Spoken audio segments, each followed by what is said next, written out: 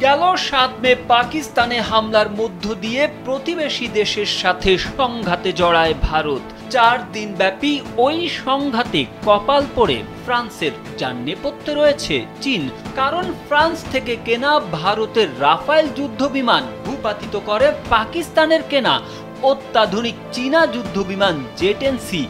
অথচ ফ্রান্স এতদিন দাবি করে আসছিল তাদের তৈরি রাফায়েল যুদ্ধবিমান আকাশে এতটাই অদম্য যে তা কখনোই ভূপাতিত হওয়ার নয়।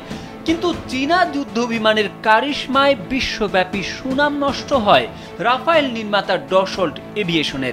শেয়ার বাজারে পড়ে যায় তাদের দর। ফরাসি গোয়েন্দা ও সামরিক কর্মকর্তারা এখন দাবি করছেন রাফায়েল যুদ্ধবিমানের কার্যকারিতা নিয়ে সন্দেহ তৈরি করতে মাঠে নেমেছে চীন। এ কাজে দেশটি নিজেদের দূতাবাসগুলোকে ব্যবহার করছে।